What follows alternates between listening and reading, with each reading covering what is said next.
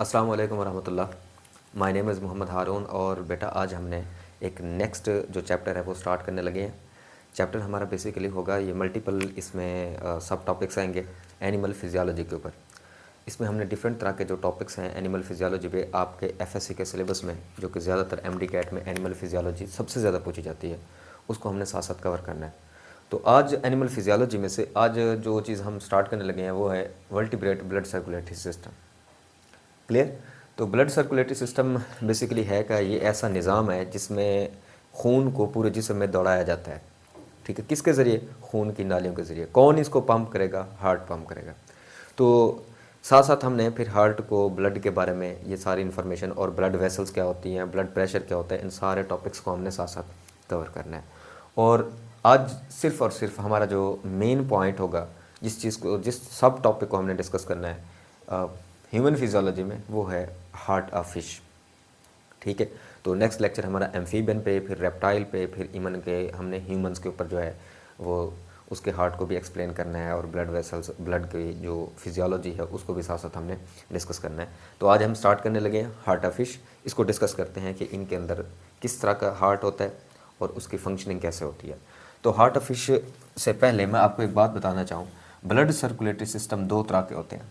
एक को हम कहते हैं ओपन सर्कुलेटरी सिस्टम और दूसरा होता है क्लोज्ड सर्कुलेटरी सिस्टम। तो फिशेस के अंदर क्लोज्ड सर्कुलेटरी सिस्टम होता है।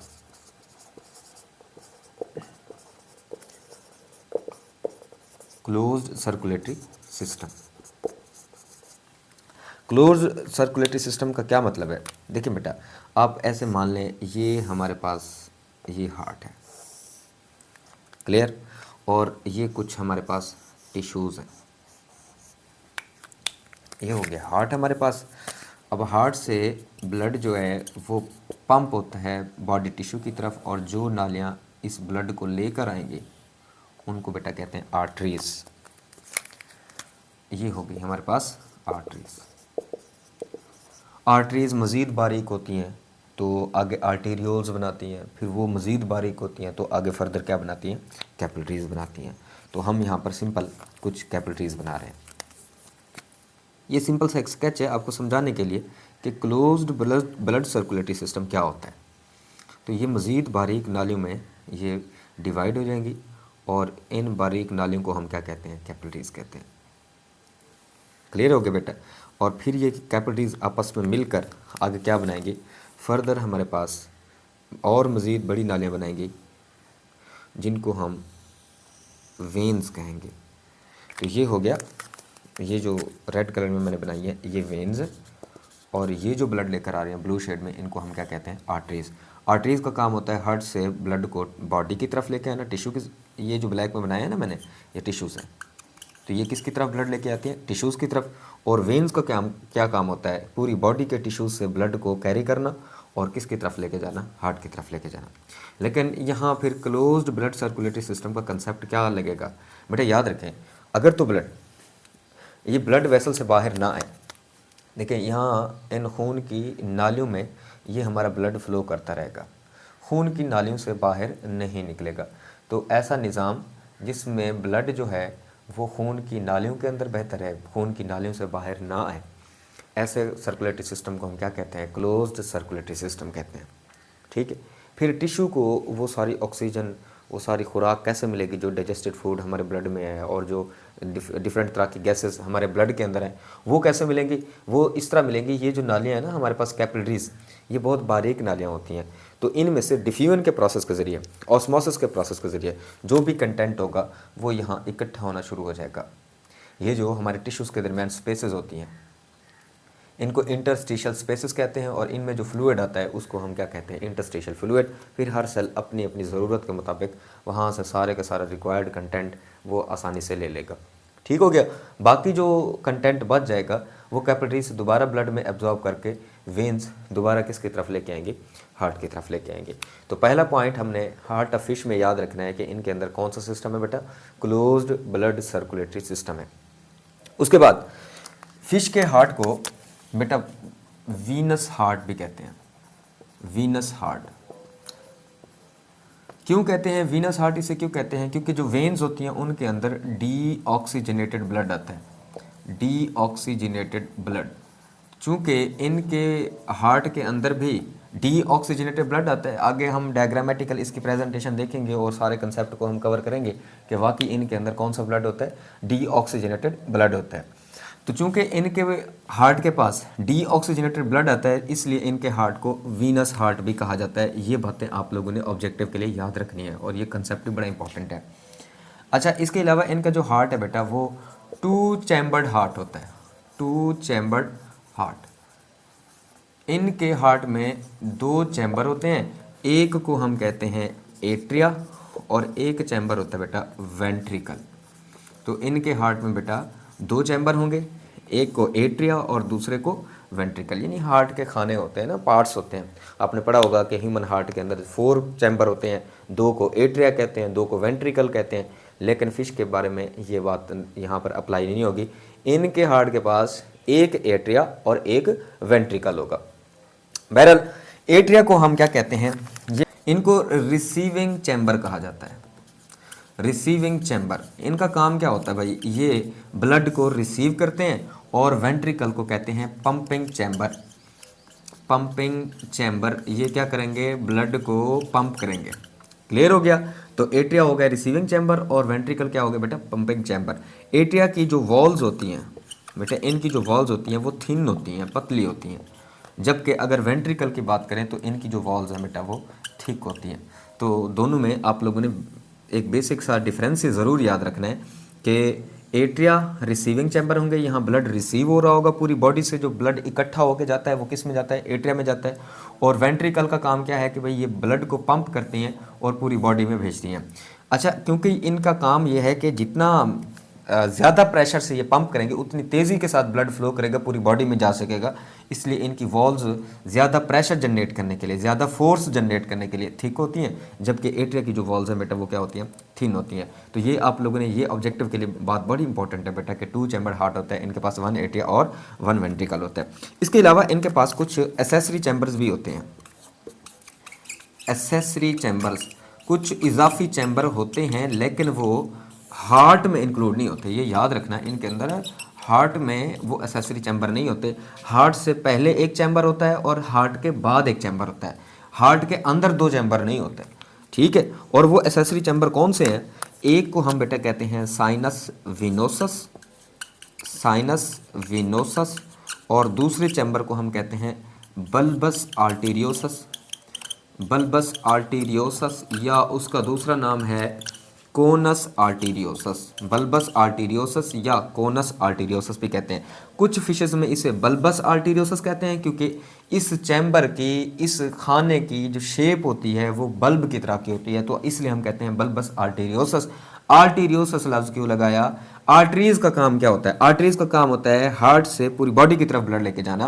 तो ये जो चैम्बर है हार्ट से निकलने वाले ब्लड को आगे पूरी बॉडी में, फिशेस की बॉडी में आगे फैलाता है, तो इसलिए आर्टीरियोसस लगाया। बल्बस लफ्ज़ क्यों लगाया भाई, इसलिए लगाया क्योंकि बल्ब शेप, और बाज़ फिशेस के अंदर इसकी शेप कोन जैसी होती है, तो इसलिए हम इसे क्या कहते हैं, कोनस आर्टीरियोसस कहते हैं। तो एक एसेसरी चैम्बर ये है जो हार्ट के बाद आता है, ठीक है, आफ्टर द हार्ट है, उसके साथ अटैच होता है। और एक हार्ट से पहले एक चैम्बर आता है जिसको हम क्या कहते हैं, साइनस विनोसस। क्लियर हो गया। तो ये आप लोगों ने याद रखना है, ये 2 एसेसरी चैम्बर भी होते हैं।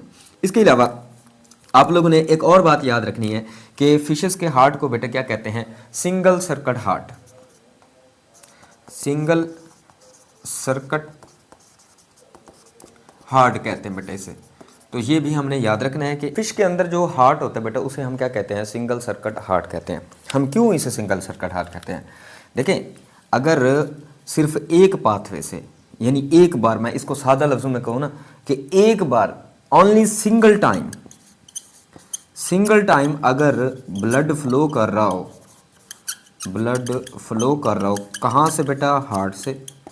अगर हार्ट से सिर्फ एक मर्तबा ब्लड फ्लो करे तो ऐसे हम हार्ट को क्या कहते हैं, सिंगल सर्किट हार्ट कहते हैं। तो फिशेस के अंदर जो हार्ट हमें देखने को मिलता है वो बेटा क्या होता है, सिंगल सर्किट हार्ट होता है। ये कुछ फीचर्स है जिसमें हमने देखा क्लोज्ड ब्लड सर्कुलेटरी सिस्टम है, 2 चैम्बर्ड हार्ट है, इसके हार्ट को वीनस हार्ट भी कहते हैं क्योंकि डीऑक्सीजनेटेड ब्लड इसमें से गुजरता है, ऑब्जेक्टिव है। और कौन से 2 चैम्बर होते हैं भाई, एट्रिया और वेंट्रिकल होते हैं। एसेसरी चैम्बर्स कौन से होते हैं, यानी हार्ट के चैम्बर नहीं है, इसके अलावा हार्ट से पहले और हार्ट के बाद कुछ दो चैम्बर्स होते हैं, एक का नाम साइनस विनोसस है, और मैंने आपको समझाया है साइनस विनोसस क्यों कहते हैं, साइनस कैविटी को कहते हैं, विनोसस वेन से लफ्ज़ निकला हुआ है, क्योंकि वेन्स खास किस्म की होती हैं जो इस चैम्बर की तरफ ब्लड को लेकर जा रही होती हैं, तो इसलिए हम इसे साइनस विनोसस कहते हैं। अच्छा, बल्बस आर्टीरियोसस, आर्टरीज हमेशा हार्ट से आगे बॉडी की तरफ ब्लड लेके जाती हैं, क्योंकि इस चैम्बर से बॉडी की तरफ ब्लड जा रहा होता है, तो इसलिए आर्टरीज आर्टीरियोसस लफ्ज़ लगाया। बल्बस क्यों लगाया, क्योंकि बल्ब शेप है, और कोनस क्यों लगाया, क्योंकि कुछ फिशेस के अंदर ये कोन शेप भी होता है।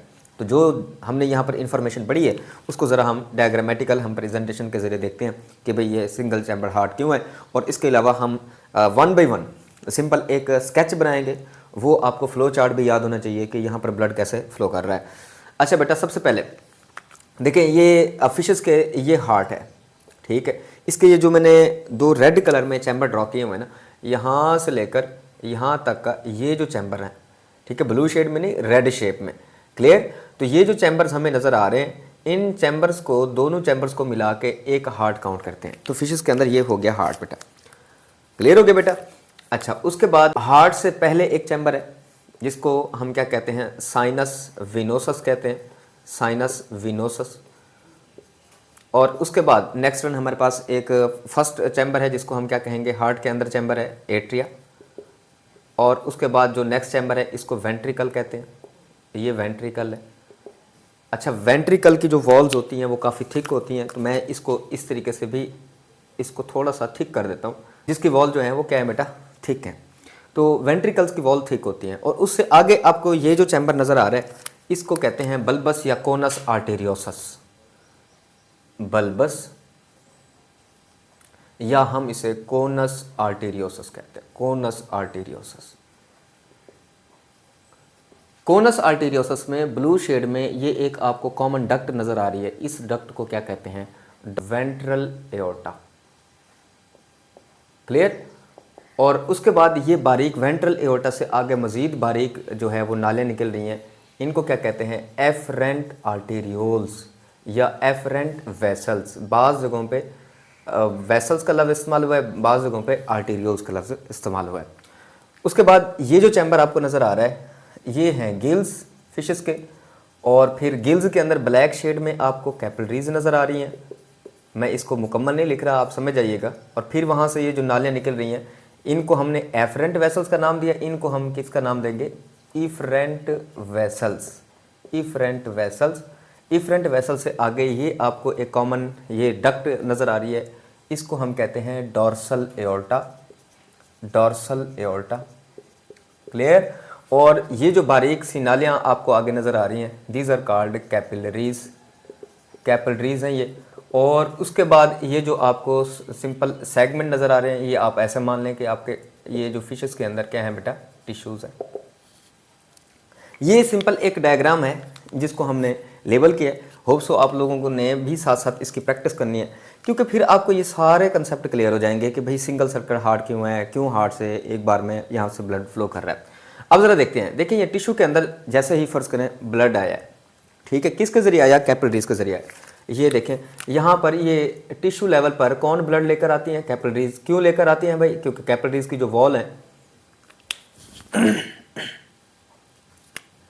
क्योंकि कैपिलरीज की जो वॉल है ना बेटा वो क्या होती है, काफ़ी थिन होती है, बारीक होती है, ठीक है। अब यहाँ पर जो फ्लो ऑफ मटेरियल होगा, कैसे फ्लो ऑफ मटेरियल होगा, जो चीज़ रिक्वायर होगी यानी गैसेस है या जो हमारे पास फूड डाइजेस्टेड फूड है वो इस स्पेस के अंदर आएगी। इस स्पेस को हमने किसका नाम दिया हुआ है, इंटरस्टिशियल ल्यूमन का नाम दिया हुआ है। इस ल्यूमन में आएगी, इस कैविटी में आएगी, इस खाली जगह में आएगी, टिश्यू के अराउंड जो मौजूद होती है। फिर वहाँ से मटेरियल जो है वो टिश्यू में जाएगा, और टिश्यू से जो कार्बन डाइऑक्साइड है या जो नाइट्रोजीनियस वेस्ट है वो सारे का सारा किस में इकट्ठा हो जाएगा, इसी कैपिलरीज के ज़रिए किसके अंदर आ जाएगा, इन वेन्स के अंदर आ जाएगा। ये जो कॉमन नाली है इनको वेन्स कहते हैं, क्लियर हो गया बेटा। तो वेन्स से आगे फर्दर सारी की सारी वेन्स, देखें कैपिलरीज बहुत बारीक होती हैं, अब छोटी छोटी कैपिलरीज मिलकर कुछ वेन्स बनाएंगे। अब वो बड़ी वेन नहीं है, मेजर वेन नहीं है, बल्कि उसके छोटे छोटे और वेन्स के पार्ट निकलते हैं जिनको वेन्यूल्स कहते हैं। वो वेन्यूल्स आपस में मिलेंगी और एक बड़ी वेन बनाएंगी, ठीक है। और फिर वो वेन्स सारी की सारी आने वाली सारी वेन्स एक चैम्बर के अंदर सारे ब्लड को इकट्ठा कर रही होती हैं। यानी हार्ट में डायरेक्ट एंटर होने से पहले पूरी बॉडी से डीऑक्सीजनेटेड ब्लड एक चैम्बर में इकट्ठा होता है और उस चैम्बर को हमने किसका नाम दिया हुआ है? Sinus venosus. क्यों साइनस का लफ्ज इस्तेमाल किया? क्योंकि ये चैम्बर अंदर से हॉलो होता है, कैविटी होती है, खाली जगह होती है, और इस चैम्बर के अंदर क्योंकि सारी वेन्स अपना अपना ब्लड लेकर आ रही हैं, यहाँ पर वेन्स अपना ब्लड ड्रेन कर रही हैं, यहाँ वेन्स अपना ब्लड यहाँ पर एंटर करवा रही हैं, तो इसलिए क्योंकि वेन्स आ रही हैं तो विनोसस, और ये क्योंकि खाली चैम्बर है तो इसलिए साइनस, तो हम इसको मिलाकर क्या कहते हैं? साइनस विनोसस कहते हैं। तो पूरी बॉडी से ब्लड इस चैम्बर के अंदर इकट्ठा होगा साइनस विनोसस के अंदर, फिर साइनस विनोसस से आगे, जब साइनस विनोसस से आगे ब्लड जाएगा वो किस में जाएगा बेटा? एट्रिया में जाएगा। फिर एट्रिया से किस में पंप करेगा? वेंट्रिकल में जाएगा। कैसे ये होगा? क्योंकि चैम्बर्स जो होते हैं ना, इनके अंदर कंट्रैक्शन की सलाहियत होती है, ये कंट्रैक्ट करते हैं। साइनस विनोसस जब कंट्रैक्ट करेगा तो ब्लड को किस में भेजेगा? एट्रिया में भेजेगा। अब एट्रिया जब कंट्रैक्ट करेगा तो ब्लड के पास दो रास्ते हैं, एक तो ये है कि ये आगे वेंट्रिकल में ब्लड जाए, दूसरा ये है कि ये वापस बैक फ्लो भी हो सकता है साइनस विनोसस के अंदर। फिर वहाँ पर ख़ास किस्म के कुदरत ने दरवाजे रखे हुए हैं जिनको वॉल्व कहते हैं। जैसे ही बैक फ्लो ब्लड वापस आने की कोशिश करता है ना, तो यहाँ से प्रेशर लगता है, ठीक है, क्योंकि इस साइड से ऐसे ब्लड आएगा ना, जब ये कंट्रैक्ट करेंगे तो ये ब्लड ऐसे दौड़ेगा, जैसे इधर से आएगा ना तो प्रेशर यहाँ जनरेट होगा, और उस प्रेशर की वजह से यहाँ जो डोर हैं वो क्लोज हो जाएंगे। क्लियर हो गया? फिर ब्लड सिर्फ और सिर्फ उसके पास एक रास्ता होगा, ये वाले वॉल्व खुलेंगे, ये वाले डोर खुलेंगे, और ब्लड किस में जाएगा? वेंट्रिकल्स के पास जाएगा। एट्रिया से ब्लड गया वेंट्रिकल में। जो वॉल है ना वेंट्रिकल की बेटा, वो क्या होती है? थिक होती हैं, और वो जब ब्लड को पंप करेंगी, अब ब्लड के पास दो रास्ते हैं, या तो अगले चैम्बर में जाए या पिछले चैम्बर में जाए। जैसे ही ब्लड पिछले चैम्बर में आने की कोशिश करता है तो यहाँ से ये ब्लड इधर से प्रेशर लगाता है और यहाँ जो डोर होते हैं वो क्लोज हो जाते हैं। यानी अब एट्रिया के पास ब्लड नहीं जाएगा, बल्कि वेंट्रिकल से इस चैम्बर में इकट्ठा होगा। इस चैम्बर का नाम है बल्बस या कोनस आर्टेरियोसस, ठीक है।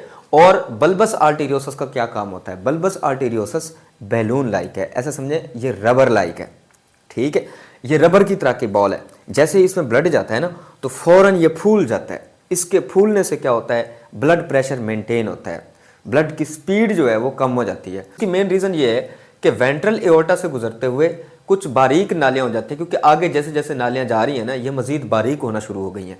इस प्रेशर से इन बारीक नालियों का नुकसान हो सकता है, जिसका नाम एफरेंट वेसल्स है, आर्टीरियोल्स भी हम उन्हें कहते हैं, इनका नुकसान हो सकता है। इसके अलावा जब ब्लड जाएगा गिल्स के पास, गिल्स के अंदर भी कैपिलरीज होती हैं, वहाँ भी अगर ब्लड प्रेशर हाई हुआ तो वहाँ पर भी कैपिलरीज का नुकसान हो सकता है। तभी वेंट्रिकल से डायरेक्ट ब्लड को आगे इन नालियों में नहीं डाला जाता एफरेंट आर्टीरियोल्स में या गिल्स में, बल्कि कुदरत ने यहाँ पर ख़ास किस्म का एक चैम्बर रखा हुआ है जिसका नाम है बल्बस या कोनस आर्टेरियोसस। और क्या काम है? ये रबर बॉल के तौर पर काम करता है। जैसे ब्लड जाएगा फौरन इसका फैलाव ये फैल जाएगा, कम हो जाती है और ब्लड प्रेशर मेंटेन हो जाता है। फिर वो ब्लड प्रेशर आगे एफरेंट वेसल्स और जो कैपिलरीज हैं, इफरेंट वेसल्स हैं, इनका नुकसान नहीं होगा। ठीक हो गया बेटा? तो फिर ब्लड जाएगा, ये सारे का सारा ब्लड जो बॉडी से आ रहा था सारा डीऑक्सीजनेटेड ब्लड आ रहा है, और क्योंकि इस हार्ट में से डीऑक्सीजनेटेड ब्लड पास हो रहा है तो तभी हमने इसको क्या नाम दिया हुआ है? वीनस हार्ट का नाम दिया हुआ है। अब ब्लड गिल्स के पास जाएगा, वहाँ पर गिल्स के पास कैपिलरीज होती हैं, गैसेस एक्सचेंज होगा। क्यों होगा भाई? क्योंकि सर वो वाटर वगैरह जो है वो पानी वगैरह ये मुंह से लेकर जा रही होती हैं और गिल्स के रास्ते से होकर बाहर पानी निकल रहा होता है। तो जो हमारे वाटर के अंदर ऑक्सीजन होती है वो गिल्स के थ्रू किसको मिलना शुरू हो जाती है? ये इस ब्लड के अंदर शामिल हो जाती है, और इस ब्लड से कार्बन डाइऑक्साइड जो है वो गिल्स से पानी के साथ बाहर निकल जाती है। यानी यहाँ पर गैसेस एक्सचेंज हो जाता है, काउंटर करंट मैकेनिज्म होता है। पानी से ऑक्सीजन ब्लड में आती है और ब्लड से कार्बन डाइऑक्साइड पानी में चली जाती है, फिर गिल्स से वाटर बाहर निकाल दिया जाता है। अब यहाँ पर जो ब्लड आ चुका है ये सारे का सारा ऑक्सीजनेटेड ब्लड है। वो सारा ऑक्सीजनेटेड ब्लड किससे? गिल्स से फिर बारीक नालियों के जरिए एक मेन डक्ट में डाला जाता है। गिल्स से बारीक नालियाँ जो बाहर की तरफ ब्लड लेके आ रही हैं ऑक्सीजनेटेड ब्लड, वो उनका नाम क्या है बेटा? इफरेंट वेसल्स है। फिर ये सारा ऑक्सीजनेटेड ब्लड एक मेन एओर्टा में इकट्ठा होता है जिसका नाम क्या है बेटा? Dorsal aorta. क्योंकि ये डॉर्सल साइड, बैकबोन वाली साइड जो होती है ना उसको डॉर्सल साइड कहते हैं, और जो बेली साइड होती है उसको वेंट्रल साइड कहते हैं। तो जो फिशेस हैं इनकी वेंट्रल साइड पे डीऑक्सीजनेटेड ब्लड होता है, डॉर्सल साइड पे क्या होता है? ऑक्सीजनेटेड ब्लड होता है। फिर वहाँ से डॉर्सल एओर्टा से मज़ीद बारीक नालियाँ निकलती हैं, एओर्टा है, आगे आर्टरीज बनेंगी, आर्टीरियोल्स बनेंगी, फिर कैपिलरीज बनेगी। लेकिन क्योंकि कम्प्लेक्स डायग्राम नहीं बनानी थी, हमारा सिलेबस सिर्फ इतना बता रहा है, तो एओर्टा से आगे कैपिलरीज में जाएगा ब्लड, फिर वहाँ से दोबारा टिश्यू के दरमियान चेंज होगा यहाँ पर मटेरियल का, फिर उसके बाद दोबारा वही जो सिलसिला है वो चलता रहेगा। आप देख रहे हैं कि इस हार्ट से एक बार ब्लड गुजरा है, हमारे हार्ट में 2 बार एट अ टाइम 2 बार ब्लड पास हो रहा होता है, इसलिए हम उसे कहते हैं डबल सर्किट हार्ट। जबकि फिशेस में एक ही रास्ते से ब्लड आ रहा है और एक बार फ्लो करके वहाँ से निकल जाता है, तो इसलिए हम इसे क्या कहते हैं, सिंगल सर्किट हार्ट कहते हैं। और सिर्फ वो ब्लड होता क्या है, डीऑक्सीजनेटेड, तभी इसके हार्ट को हम वीनस हार्ट कहते हैं। अब ब्लड फ्लो अगर देखा जाए कि यहाँ पर ब्लड का रास्ता क्या होगा, तो वो ज़रा हम उसका एक सिंपल सा स्केच बना लेते हैं, ताकि ये जब एंटी टेस्ट में या डिफरेंट तरह के जो कम्पिटिटिव एग्जाम है वहाँ पर अगर ये सीरीज़ पूछी जाए, सीक्वेंस पूछा जाए, तो वहाँ सीक्वेंस आपको याद होना चाहिए। जी तो बेटा हम क्या करते हैं, ये सीक्वेंस देखते हैं। बेटा ये टिश्यू से जो डीऑक्सीजनेटेड ब्लड था, क्यों, क्योंकि यहाँ इस ब्लड से ऑक्सीजन चली गई थी और वहाँ से कार्बन डाइऑक्साइड डाल दी गई, तो यहाँ कार्बन डाइऑक्साइड का इस ब्लड के अंदर लेवल ज़्यादा है, ऑक्सीजन का कम है, तो ऐसा ब्लड डीऑक्सीजनेटेड ब्लड कहलाता है। तो वहाँ से ये जो वेन्स हैं वो किसकी तरफ लेके आ रही थी ब्लड को, ये ब्लड को लेकर आ रही थी साइनस विनोसस की तरफ। तो तभी हमारी बुक के अंदर सबसे पहले नाम किसका लिखा हुआ है, sinus venosus. Sinus venosus deoxygenated blood को पिक करेगा और फिर ब्लड को आगे किस में पास कर रहा है, एट्रिया से, या इन्हें ऑरिकल्स भी कहा जाता है, याद रखना ये बड़ी इंपॉर्टेंट टर्म है, एट्रिया को ऑरिकल भी कहा जाता है। तो एट्रिया में जाएगा ब्लड और एट्रिया से अगला चैम्बर कौन सा है, वेंट्रिकल, तो ब्लड जाएगा बेटा वेंट्रिकल में, और वेंट्रिकल से उससे अगला चैम्बर कौन सा है जो कि रबर बॉल के तौर पर काम करता है, ब्लड प्रेशर को मेंटेन करता है, वो कौन सा है, कोनस या बल्बस आर्टीरियोसस। तो मैं इसलिए यहाँ पर कोनस भी लिख सकता हूँ, बल्बस भी लिख सकता हूँ, बल्बस आर्टीरियोसस। आर्टीरियोसस, बल्बस आर्टीरियोसस से ब्लड आगे किसके पास गया बेटा, ये वेंट्रल एओर्टा के पास।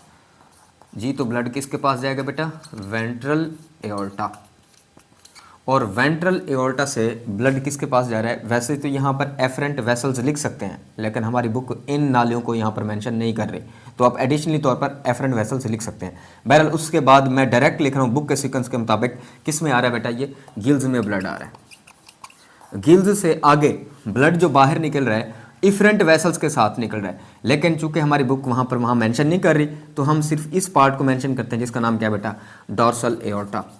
डॉर्सल एओर्टा, तो ब्लड जाएगा किसके पास बेटा, डॉर्सल एओर्टा के पास।